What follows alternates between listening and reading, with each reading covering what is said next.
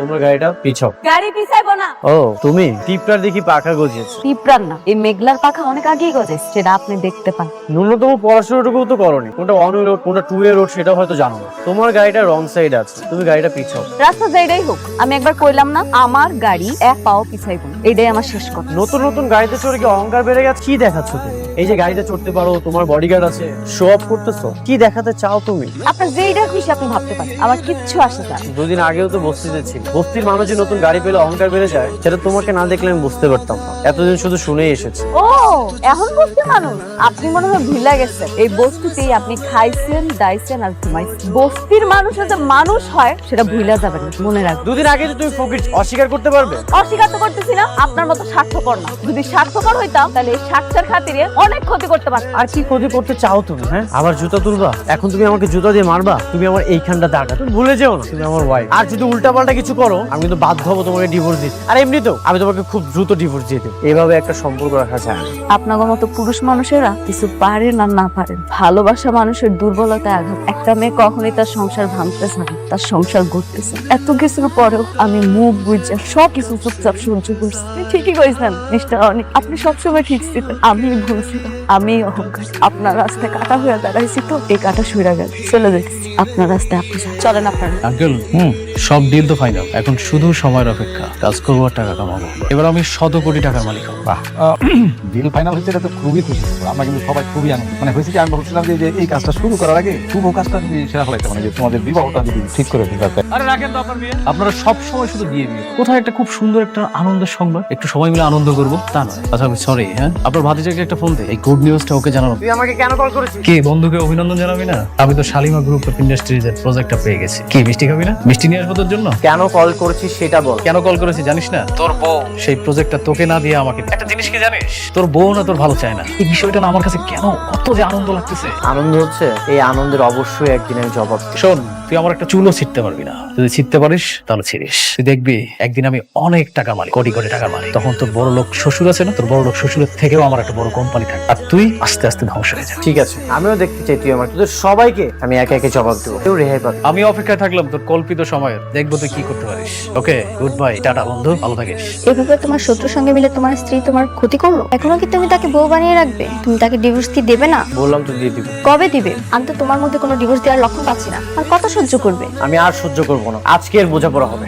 মেঘলা, মেঘলা, মেঘলা বাইরে আসো। মেঘলা, মেঘলা কোথায়? ওকে ডাকেন, ওর সাথে আমার বোঝাপড়া আছে। মেঘলা, আমি এখানে। কি বোঝাপড়া আছে কম? আমার জীবনের সবচেয়ে বড় ভুল কি জানো? আমার জীবনের সবচেয়ে বড় ভুল হচ্ছে তোমার মতো একটা মেয়েকে বিয়ে করা। এটা আমারও। তোমার মতো কোটিপতির বিয়ে করে আমি আমার জীবনটা শেষ করে ফেলবো। সৌভাগ্য যে আমি তোমাকে বিয়ে করি। আরে যে আপনারা একটা অকৃতজ্ঞ। অকৃতজ্ঞ আমরা কি করছি আমরা? আর তুমি আমাদের জন্য কি করছো? সারা গালান বাইন্দা দিস। আরে এই গালানে আমরা শুয়ে বসে আরাম করি, কাম করতে। কি বললেন? আমি আপনাদের জন্য কি করেছি, কি করি না সেইটা বলেন। বাবারে, আমরা জানতাম না তুমি কোটিপতি। আর এটা চাই না আমাকে মেয়ের তোমার কাছে বিয়া দেয়নি। শোনো, টাকা পয়সা দিয়া সবকিছু হয় না, সবকিছু মারাঠি না। ও আচ্ছা, এখন টাকা দিয়ে কোনো কিছু মাপকাঠি হয় না। এই যে আপনারা আমাকে ধ্বংস করার প্ল্যানিং করেছেন।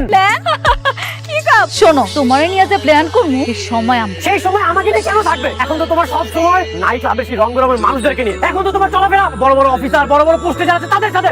সামলায় কথা কও। আমার বস্তিতে আইয়া তুমি আমারে অপমান করবা? তোমারে আমি ছাইড়া দেব? এমন মাইয়া আমি না। তুমি নষ্টামি করে বেড়াবা আর আমি তোমাকে নিয়ে কিচ্ছু বলবো না, এটা তুমি কল্পনা করলে কিভাবে? আমি তোমাকে আজকে ফাইনাল ডিসিশন জানাতে, ফাইনাল ডিসিশন আমি জানিয়ে দিই। ডিসিশন? কি ডিসিশন তুমি দিতে চাও শুনি? আমি তোমাকে ডিভোর্স দিয়ে আমার ভুল থেকে আমি মুক্তি পেতে চাই। আমি সেই দিনই বুঝতে পারছিলাম, যেদিন তুমি আমার চোখের সামনে টাকার জন্য আরেকটা মেয়ের বিয়া করে ফেলাইছো।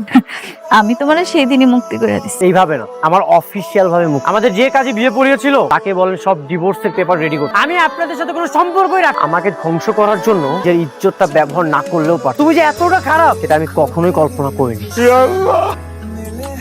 আপনার বমি বমি ভাব হয়? আচ্ছা, খাওয়া দাওয়া রুচি আছে? বুঝতে পেরেছি। আপনার স্বামীকে খবর দেন, খুশির সংবাদ আছে। আপনার স্বামীকে বলেন মিষ্টি নিয়ে আসতে। কি সুখবর ডাক্তার সাহেব? নতুন মেহমান আসতে চলেছে, আপনি মা হতে চলেছেন। বাচ্চার বাবাকে বলেন মিষ্টি নিয়ে আসতে। মিষ্টি নিয়ে তারপর বাড়িতে যাবেন। কি আপনি এগুলা কি কইতাছেন?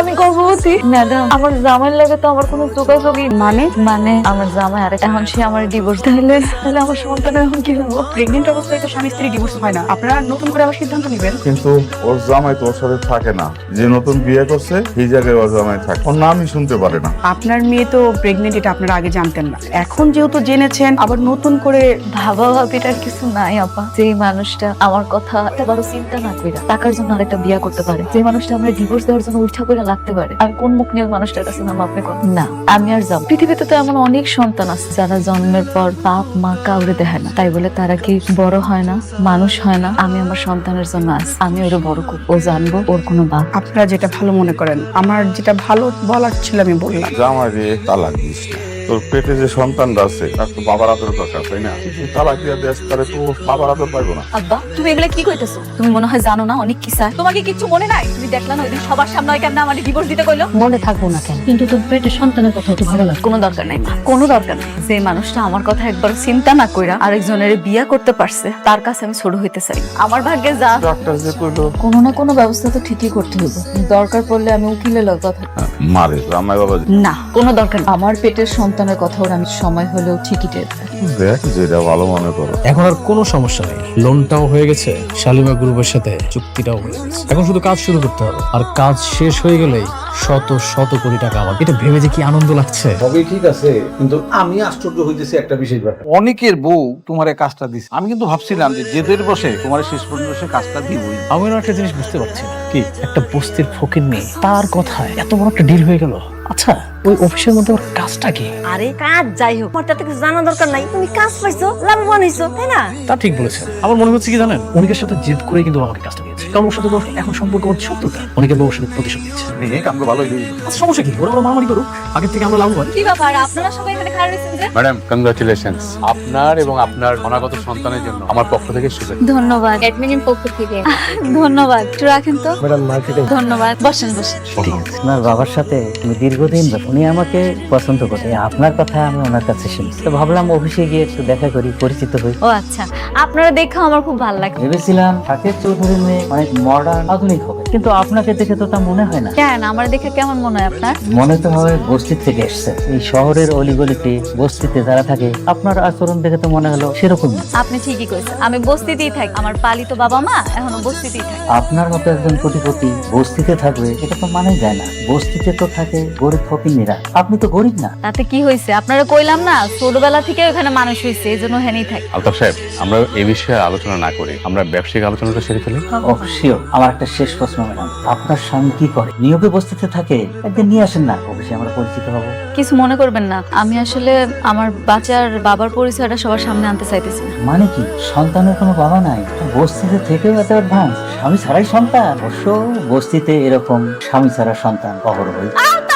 তাছাড়া এই অফিসের সবচেয়ে পুরনো ক্লায়েন্ট, আপনার সাথে আমি খারাপ ব্যবহার করতে চাইছি, ভালোই ভালো বলতেছি, আপনি এখন আসতে পারেন স্যার। রিল্যাক্স, মাথা ঠান্ডা করেন। ম্যানেজার সাহেব, ম্যাডাম। আপনি উনারে এখন এখান থেকে চলে যেতে বলেন, নাইলে কিন্তু। জি ম্যাডাম। আলতাফ সাহেব, আপনার কোনো কমন সেন্স নাই? হ্যাঁ, আপনার সাথে আমাদের সমস্ত ব্যবসা বন্ধ। জান, আপনি জানতে পারবেন। রমজান সাহেব, বস্তি থেকে উঠে আসা একটা মেয়ের জন্য আমাকে অপমান করতেছেন, আমি কিন্তু দেখে নেব। এটা আপনার প্রাপ্য ছিল। যান, আপনি বেরিয়ে যান। এই ভদ্রলোকটারে অফিস থেকে বাইর করে দাও, এরপরে যাতে অফিসের ত্রিসীমানা না লাগে। আর ধাক্কা দিয়ে বাইর করে দাও। ম্যাডাম ওঠেন, আমার হবে না ম্যাডাম, আমি এর প্রতিশোধ দেব। উনি আমাদের সাথে বিজনেস না করলে কয় টাকা লস হবে? না ম্যাডাম, কিচ্ছু হবে না। এটা কেমন লাগে? না ভালো লাগছে। এটা তো খুব সুন্দর। এটা তোমার পছন্দ হয়েছে? হ্যাঁ। সরি স্যার, এটা আসলে বিক্রি হয়ে গেছে। কি বলছেন বিক্রি হয়ে গেছে? মানে মাত্রই তো আমি হাতে নিলাম, হাতে থাকা অবস্থায় কিভাবে বিক্রি হয়ে গেল? আসলে স্যার, আপনার আগে একজন কাস্টমার এটা নেবেন বলে ফোন করবে। আমি এখন এটা প্যাক করবো। এটা কত টাকায় সেল করেছেন? শাড়িটার দাম 2000। 2000 টাকা। ঠিক আছে, আমি আপনাকে 10,000 টাকা দিচ্ছি। দেখেন, এটা আমার ওয়াইফ পছন্দ করে, যে কোনো মূল্যেই হোক এটা আমি নিতে চাই। আসলে স্যার, সবকিছু তো টাকা দিয়ে কেনা যায় না, তাছাড়া এটা অন্য কাস্টমার নেবেন বলে কনফার্ম করে। কে নিয়েছে? ওইটা আমি নিছি। আপনি কাজ করুন, পেড করুন। হ্যাঁ জি স্যার, প্যাক করে দিচ্ছি। চলো আমরা চলে যাই।